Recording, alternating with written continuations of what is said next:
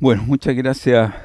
Eh, y ahora entramos a la conversación con Andrés sobre su libro Chile Pájaros. Quería preguntarle al público cuánto conocen a Andrés. Mucho, poco, porque yo tengo para saber más o menos. ¿Lo conocen mucho? Mucho, entonces le voy a hacer otra pregunta más compleja entonces. Si ya Son conocen su historia, muchos años, yo creo que muchos años, sí. pero Son- igual 40. Es una gran historia, lo conocen toda la historia entonces. ¿Ah? Las buenas y las malas, en 40 años pasan muchas cosas, po. Entonces, mira, entonces voy a plantear desde mi propio interés, Andrés, porque hay muchas cosas que yo no conozco, las he leído. eh, y te quería preguntar primero, a propósito, la primera etapa de conformarte como ilustrador, si en tu familia había alguien que pintara, ilustrara. eh, bueno, mi padre era pintor, mm, o sea, el trabajo de él era bancario, digamos, pero aficionado a la pintura y siempre estuvo pintando acuarela, óleo, pero más que nada paisaje. Y él un poco cuando se dio cuenta que a mí me gustaba la pintura, digamos, me incentivó, Ten incentivo, ya te sí, me apoyándose. regaló acuarelas. Mira, Bueno, mira qué importante ahí el claro, trabajo de tu papá. y cuando yo salí del colegio, di la prueba. Yo en el colegio era alumno de 4,5, con suerte, digamos. Pero me fue muy bien en la prueba y quedé en todo lo que quería. Entonces, mi primera opción era ser ingeniero químico. Mi hermano mayor era ingeniero mecánico, entonces obviamente yo quería ser ingeniero también. Después la segunda opción era arquitectura y así hacia atrás. Y me acuerdo que mi hermano estaba en la Universidad Técnica en Santiago y, y me acompañó mi papá para matricularme en la técnica. Y cuando llegamos a Cerrillo, o sea, a la estación En la central, estación central, claro. él me dijo, ¿y no prefiere arquitectura? Mira, Y yo le dije, sí, en realidad prefiero. Tomamos una micro, fuimos a Cerrillo, mira. que estaba la escuela de arquitectura en esa época, y estudié arquitectura. Y eso me llevó más hacia el lado, digamos, de la ilustración, porque yo nunca quise ser arquitecto tampoco, pero me dio una formación un poco más técnica, digamos, que era lo que Qué yo atento tu buscaba, papá, qué atento a tus intereses, a tus inquietudes. Sí, sí. siendo que no habíamos conversado nunca. Pero Yo, imagínate, sí, uh, eso es como los papás cachan a sus hijos, uh, eh, porque te podría haber dicho, bueno, sí, una carrera tradicional, como obviamente si tienes la posibilidad, termínala y después dedícate a pintar. claro, Eh, lo que hizo él, digamos. Él pintó toda su vida, pero fue bancario. claro, y ahí hay una cosa, fue bancario, yo quiero decirte algo que a mí siempre me llama la atención, que cuando uno se la juega por completo, las cosas ocurren. Yo creo que tú te la jugaste por completo en la ilustración. Sí, Completo, sí. ¿no? Porque no terminaste arquitectura, No, yo, pero claro, me retiré de arquitectura, hice un tiempo fotografía, pero no era lo mío. Y empecé a ilustrar con la editorial Andrés Bello, me acuerdo. Hice algunas ilustraciones para libros y, y después ya entré a Expedición a Chile, donde me invitaron, digamos, y empecé con la ilustración de naturaleza. ¿y cuándo fue el momento que tú dijiste, sabes que ya claro, están estas cosas, ingeniería química, estas cosas de arquitectura, tenías un papá presente que si bien no conversaban tanto, tu papá yo creo que te está observando siempre para dónde iban tus intereses, y que para él seguramente era mucho más fácil que estudiara ingeniería química o arquitectura por una cuestión de plata. La ilustración es una cosa que hasta hoy día son muy poca la gente que puede vivir de la ilustración. Hoy día han pasado 50 años desde que tú empezaste, por lo tanto, menos de la fotografía. eh, ¿Y puedes recordar algún momento que dijiste, "Chuta, si es que me voy a dedicar a esto"? Lo que pasa es que, mira, al entrar a Expedición a Chile, fue un cambio, fue un cambio de modo de vida, modo de enfrentar la vida, porque era un equipo, digamos, que eh, me inculcó, bueno, un amor por la naturaleza que yo tenía, pero de otra forma, como de otra perspectiva. Y Mm, ahí me di mm, cuenta, digamos, que podía estar sin trabajar, digamos, dibujando y mm, ganando plata, o sea, porque me mm, pagaban un sueldo. mm, mm, Entonces ahí ya, y tuve la suerte, digamos, de que en el momento que terminó la revista, esta que duró, no me acuerdo, 5 o 6 años, mm. retomó la posta Adriana Hoffman y empezamos a hacer los libros de botánica y ya había conocido a Juan Carlos Castilla y a otros biólogos marinos, entonces empecé a trabajar también con la Universidad Católica, tanto en ciencia, ayudando muestreo, en buceo, como en ilustración. Es como si la naturaleza te hubiera hablado y te hubiera llevado. Más Claro, que tú llevar a la claro. naturaleza. El, La naturaleza te pintó de el, alguna el, manera.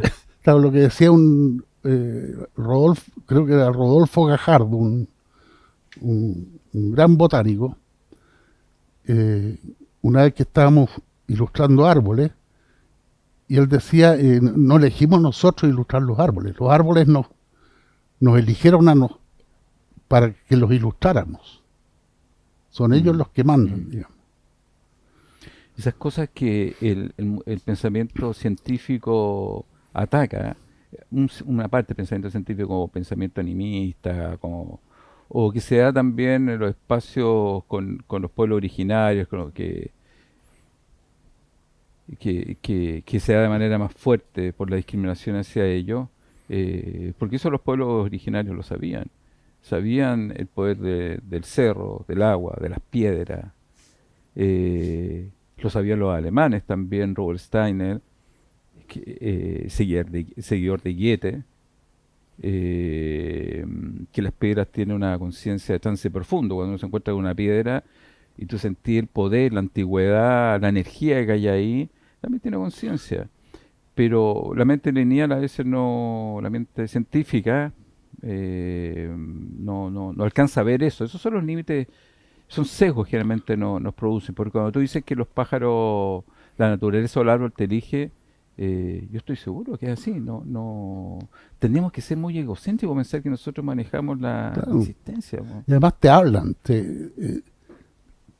todo no solamente los seres vivos, como dices tú, las piedras, todo tiene un cierto lenguaje que uno tiene que captarlo, ¿no? O sea, es aprender a usarlo. Por eso Hay yo como siempre digo, los pájaros a uno le hablan, o sea, mm, uno se para en el jardín y puede conversar con ellos, no de la forma, o sea, no le vamos a contar una historia, digamos, pero mm, hay un lenguaje que cuando uno lo aprende o se da cuenta que existe, cambia la visión. mm. Claro, lo que pasa es que la palabra lenguaje está asociado a lengua, a idioma, alfabeto, a grafema, y eso no tiene nada que ver. Las comunicaciones son a otro nivel. O hay un Claro. nivel consciente y hay un nivel inconsciente. Hay un... Alguien habla, hay una persona, Henry James habla del flujo de la conciencia, algo que está siempre ocurriendo. Y en eso, ya ahí no hay forma, seres humanos, pájaros, a veces, da todo lo mismo, está el flujo de la conciencia está ocurriendo. Eh, y en eso, si uno tiene la sensibilidad, yo creo que es un poco, yo creo que lo escribo al principio, y un poco saca esta cosa egoica que uno tiene, el ego que trata de dominar, y puede conectarse en esa posibilidad, uno puede hablar de otra manera con estos otros seres y comprender en otros niveles estas relaciones. Y ahí yo creo que tú los validas porque entiendes que tienen sus propias historias. O sea, Mm. imagínate, yo a veces pienso en el picaflor, en Patagonas Gigas, que viene acá y vuelve a Amazonas. Todas las historias que podría contar, ¿dónde paró? ¿Cómo si uno se va en buena Amazon se van a Pero, 3 meses, imagínate 3 días? las gaviotas de Franklin, que son, a, a mí me llaman mucho la atención porque por mucho tiempo llegaron el día del cumpleaños de mi nieta. Ese día llegaban sobre mi casa y tomaban altura. Y esos pájaros vienen desde el norte de Canadá Mm, y llegan al sur de Chile y después se devuelven. Y son capaces de volar durmiendo. Entonces, la capacidad que tienen cómo no se pierden, cómo saben mm, dónde están las cosas, cómo saben que ahí estaba mi casa, mm, para seguir después al río Maipo. mm. Claro, eso tú decís, entonces hay cosas que no podemos explicar con nuestra pequeña mente científica y hay muchas cosas que escapan y que son un misterio fascinante, pero que ocurren. Lo que hablábamos es que eh, yo personalmente he vivido, he mantenido a mi familia ligándome a la naturaleza. Podría ser abogado, estaría asesorando empresas, estaría con las pelotas en realidad. Me cargaría estar asesorando la evaluación de impacto ambiental. Y te voy a contar también, me tocó representar a Chile, que al final también me da vergüenza representar a Chile en los convenios internacionales, porque siempre éramos los malos del vecindario. Siempre era una lata. Y me pasó en la India, que estábamos representando y nos opusimos a, no sé, a unos parques nacionales. Dije, no, yo ya no puedo representar este país. Y está la gente de Brahma Kumaris, que es un organismo internacional bien importante, que en la India, muy importante, que en la India, y me invitaron ellos, me invitaron a ir a conversar con la gente allá, y ahí se me puso un cambio completo, porque llegamos y estaba meditando al lado de las flores, meditando, y al meditar al lado de las flores, ellos experimentaban que efectivamente la flor crecía más. Habían otras fuerzas que una flor en la cual no se meditaba al lado. Entonces, ahí uno cuando comprende toda esa potencia espiritual que está en otro lado, donde las vacas andan efectivamente y las reconocen por la importancia que tienen porque dan leche a todos los hindúes, tienen otra mirada. Los monos andan sueltos, a un budista no se le ocurriría atacar ninguna especie viva. eh, Claro, entonces hay otras miradas, y esas otras miradas también están en los pueblos originarios. El habla de la tierra, eso es lo que significa Mapuzugún, po. Mapuzugún, que es el nombre del idioma mapuche, es el ¿No? habla de la tierra. Es lo que habla la tierra, es cómo habla, cómo te habla a través de la... Y está acá, y está en una zona que quieren poner en estado de sitio. Entonces, no hay una... Los mapuches no quieren la tierra como para hacer la difunda y levantar, quieren la tierra porque ahí se hace el hombre, ahí se hace la mujer, ahí se hacen los niños. En la tierra se hace eso. Eh, Esas son las comprensiones y las luchas que tenemos, digamos, de relato. Y con tu libro, bueno, volvemos al relato de las aves, que además son muy entretenidas las aves. Yo creo que Sí. son muy atractivas. Yo decía, pero ¿cómo este pájaro chico viene para acá, se acerca, te mira, te cacha, y después se vuela? Eh, eh, entonces, bueno, para seguir un poco había otra cosa que yo venía pensando, estaba viendo ahora con GPT Chat y todo lo que está pasando con la inteligencia artificial, que efectivamente tú le pones unos prompts, se llama, unos prompts que son, le pones 3 palabras y le decís, hazme una águila ilustrada. Aparece en 30 segundos una águila ilustrada perfecta. Oh. Perfecta, perfecta. Entonces, quería preguntarte, ¿cuál es tu técnica? ¿Cómo trabajas? ¿Tú trabajas en acuarela? ¿Trabajas en digital? ¿Cómo lo estás haciendo? Las dos cosas. O sea, yo estos pájaros los empecé en digital. Eh, ¿En digital significa que dibujas claro, se dibuja con una tablilla. en una tablilla? Entonces uno con un lápiz mira la pantalla. Entonces la diferencia, digamos, que uno dibuja aquí, mira hacia la pantalla. Y una amiga un poco me obligó, digamos, a hacerlos a pincel. Me, me hizo darme cuenta, digamos, del valor que iban a tener, digamos, el estar hecho en papel. Y, y de eso me estaba acordando cuando tú hablabas en delante con Luis de las versiones digital y la versión en Mm, papel, mm, eh, que la diferencia está en que la versión digital no envejece. mm, En cambio el libro envejece con uno. mm, Si uno lo mm, usa, o sea, si el libro es bueno, mm, en 3 años más va a estar ajado, va a estar mm, con las hojas dobladas, qué sé yo, porque se ha mm, usado. Entonces va envejeciendo junto con uno. mm. Que el libro igual es una materia viva. Y el libro está en la cabeza de nosotros, en nuestro amor, en nuestros recuerdos. No tiene nada que ver con un PDF. Sí, a mí fue, habiendo hecho muchos libros, generalmente ilustrados, aquí como que me cayó la chaucha. Dije, mira, esta es la diferencia fundamental. ¿No? Y los niños, además, necesitan tocar, porque el libro es una tecnología. Si tú piensas, esta tecnología eh, que se abren, que se corten, que se pegan. Yo cuando veo a mi hijo chico y mover una hoja así y cachar que al otro lado va a haber otro, eso es magia. Y eso ocurrió desde la invención del libro. Es una ¿No? tecnología que facilita y democratiza las conversaciones. Eh, y es curioso además porque